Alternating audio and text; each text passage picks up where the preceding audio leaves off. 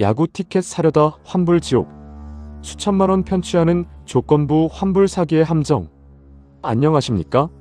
32년 9개월 동안 검찰 수사관으로 근무하며 수많은 형사사건의 실체를 파헤쳐온 형사전문대전 이병창 법무사입니다.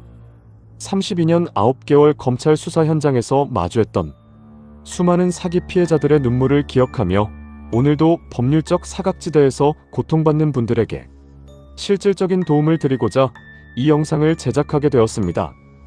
최근 프로야구의 폭발적인 인기와 함께 팬들의 간절한 마음을 이용한 환불 사기가 기승을 부리고 있습니다.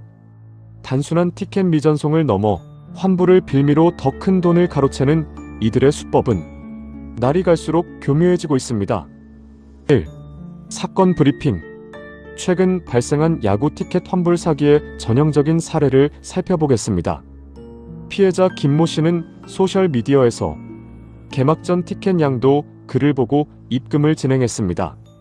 하지만 판매자는 입금 자명 뒤에 괄호를 치지 않았다라거나 띄어쓰기가 틀려 전산 오류가 났다라는 황당한 핑계를 대며 환불을 조건으로 추가 입금을 요구했습니다. 기존에 보낸 돈을 돌려받기 위해서는 더 큰 금액을 입금해 전산을 맞춰야 한다는 논리였습니다. 피해자는 이미 입금한 돈을 잃을지 모른다는 공포심과 이번에는 되겠지라는 심리적 압박에 시달리며 무려 하루 만에 2,600만 원이라는 거액을 송금하고 말았습니다. 현재 확인된 피해자만 수백 명에 달하며 조직적인 범행의 정황이 뚜렷한 사건입니다. 2. 검찰 수사관의 시선. 32년 이상 검찰 수사 현장에서 사기꾼들을 마주해 온 검찰 수사관의 눈으로 볼 때 이 수법은 전형적인 조직적 사기의 형태를 띠고 있습니다. 과거에는 단순히 물건을 보내지 않는 방식이었다면 현재는 환불 절차라는 가상의 시나리오를 설계하여 피해자의 심리를 지배합니다. 가장 심각한 문제는 현행 전기통신금융사기 피해 방지 및 피해금 환급에 관한 특별법의 한계입니다. 대출 사기나 보이스피싱과 달리 재화의 공급이나 용역의 제공을 가장한 사기 행위는 이 법상 보이스피싱으로 분류되지 않아 피해자가 신고하더라도 즉각적인 계좌 정지가 어렵습니다. 범죄 조직들은 이 점을 악용하여 수십 개의 대포 통장을 동원해 순식간에 자금을 세탁합니다.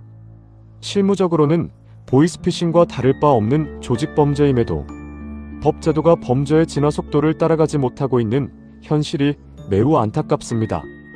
3. 대법원 판례 분석.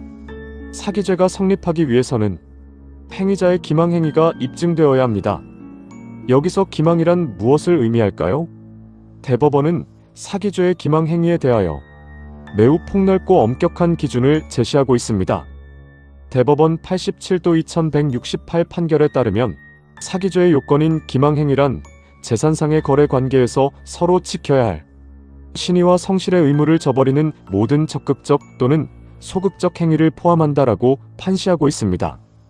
따라서 단순히 티켓을 보내주지 않은 것뿐만 아니라 환불을 해주겠다고 속여 추가 입금을 유도한 행위는 거래관계에서 지켜야 할 신의칙을 명백히 위반한 기망행위에 해당합니다. 특히 전산 오류라는 허위 사실을 꾸며내어 피해자로 하여금 착오에 빠지게 하고 그 착오를 이용해 추가 송금 등과 같은 재산적 처분 행위를 이끌어냈다면 이는 전형적인 사기죄의 법리에 부합합니다. 4. 실무 통찰. 사기 피해를 당했다면 감정적인 대응보다는 냉철하게 증거를 수집해야 합니다. 첫째, 대화 내역 전체를 PDF 형식으로 저장하십시오.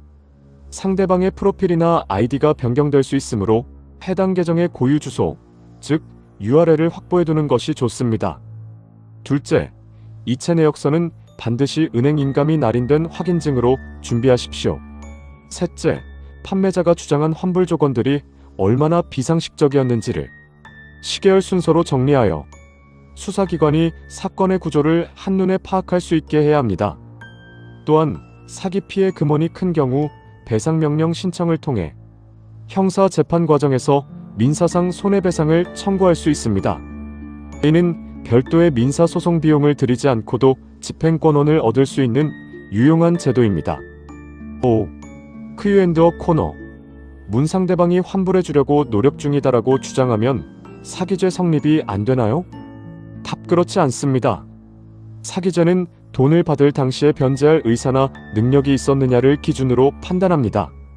환불을 핑계로 계속해서 시간을 끌거나 추가 돈을 요구했다면 이는 애초부터 편취의 범위가 있었다고 볼 강력한 정황 증거가 됩니다.